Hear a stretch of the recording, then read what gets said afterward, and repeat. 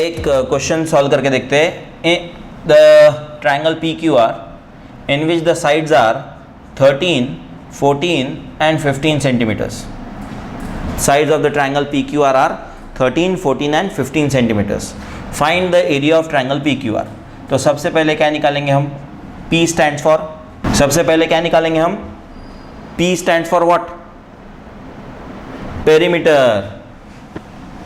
So सबसे पहले हम निकालेंगे perimeter. Perimeter is equal to 13 plus 14 plus 15. So that is equal to how much? That is equal to 42 क्या? So perimeter is 42. So semi perimeter क्या होगा? P by 2. That implies 42 by 2. So that is equal to how much? 21. So semi perimeter is 21. Now the formula for the first 2 days, for first questions that we are going to solve, first 10 questions that we are going to solve, we will always write down the formula that area of triangle PQR is equal to under root of, ये revise हो जाएगा इस बहाने से, learn तो सबको हो ही गया है, अभी लर्न हो गया, 2 मिनट में लर्न हो जाता है, s into s minus a into s minus b into s minus c. So area of triangle PQR, when we put the values now, what area do we get? Let us see. We get 21 into 21 minus 13 into 21 minus 14 into 21 minus 15. That's what we get. Then we solve it further. It is written as 21 into 21 minus 13 is how much? 8 क्या? 21 minus 14 is क्या? 7 क्या? 21 minus 15 is 6 क्या? Now you are interested in square root. Square root of 21 into 8 into 7 into 6. You can find out the square root in 2 ways. The first thing is multiply all of them. 21 into 8 into 7 into 6 एक बड़ा सा product आएगा, ठीक है? उस बड़े से product को निकाल के बताओ बड़ा क्या आता है. हम यहाँ पे वो दोनों मेथड्स करेंगे सॉल्व अभी स्क्वायर रूट निकालने के. बताओ क्या आता है? 21 इंटू 8 इंटू 7 इंटू 6. जल्दी जल्दी. 7056. अब अंडर रूट ऑफ 7056 को आप इसका स्क्वायर रूट निकालने के लिए लॉन्ग डिवीजन से करोगे, बराबर है? लॉन्ग डिवीजन से करने से पहले you will have to convert it into pair of 2 numbers. फिर you will see a number which multiplied by the same thing gives you a number less than 70. So that is 8. Now 8 8s are 64. 70 minus 64 gives you 6. Then you take out, you bring this 656 नीचे and 8 plus 8 becomes 16. Now 16 के सामने एक digit लगाते हो आप.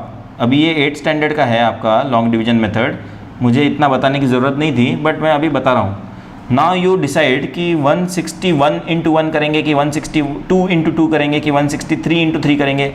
अगर 162 into 2 किया तो 2 2 4 आएगा, 2 6 12, 1 कैरी 2 1 2 3 के आसपास आएगा, तो वो तो काम का नहीं.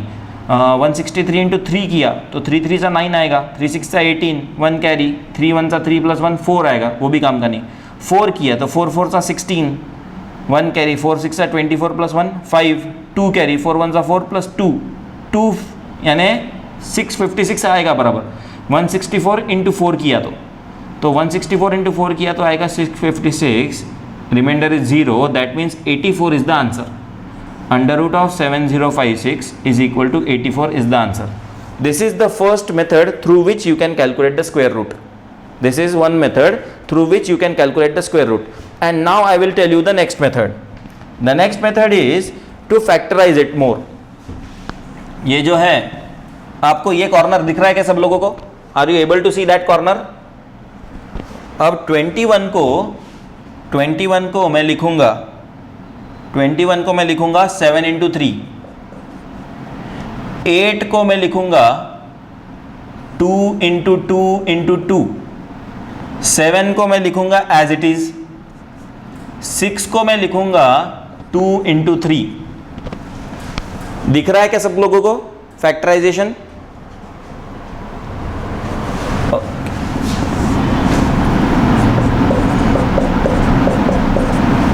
अब 2 2 के पेयर में कितने 7 है यहां पे? 2, तो एक 7 बाहर, अंडर रूट के बाहर एक 7 आएगा. दो कितने 7 है यहाँ पे? 2, तो अंडर रूट के बाहर कितना आएगा? एक 7 आएगा। कितने 3s हैं यहाँ पे?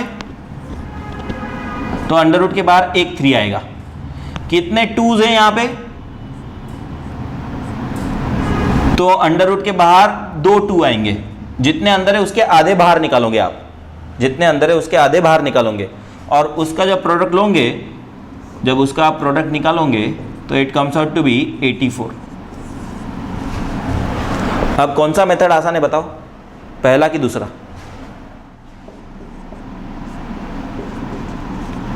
तो सारे बच्चे हमेशा सिलेक्ट करते हैं second method. Second method is easy for them. So second method यानी क्या? फैक्टराइज करो, 2 2 के पेयर में कन्वर्ट करो और एक एक क्वांटिटी बाहर निकालते जाओ, जैसे हमने अभी करके दिखाया। सिंपल है कि नहीं?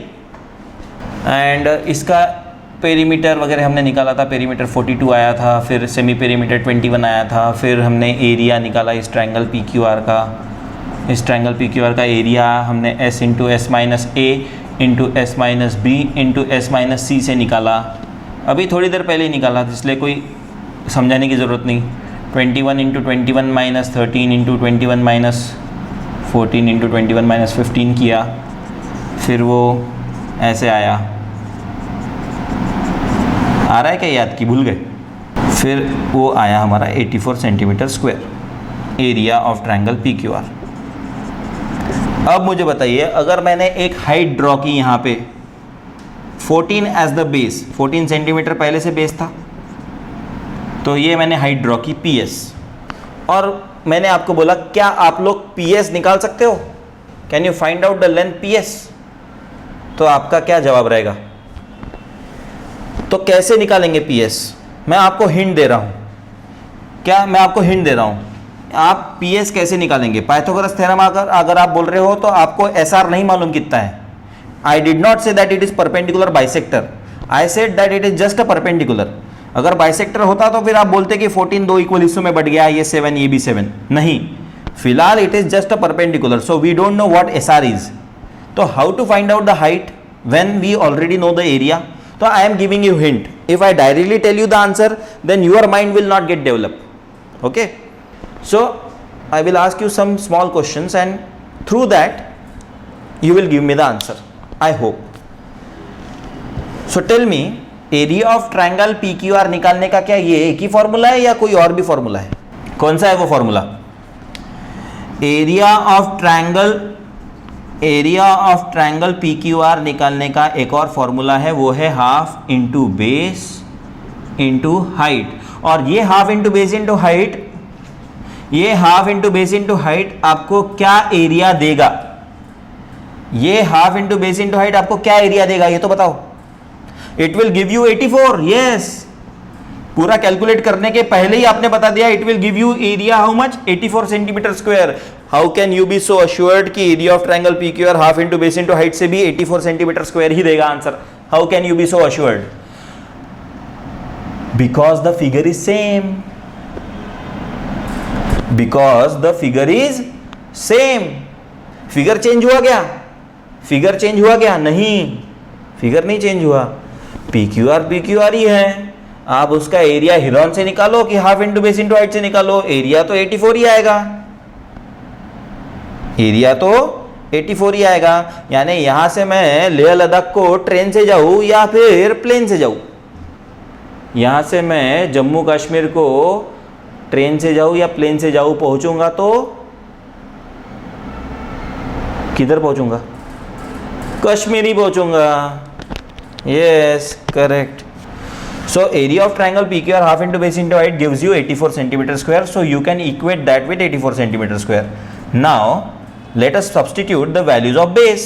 So it will suggest that half into 14 into height is equal to 84. Can you find out the height now? कैसे?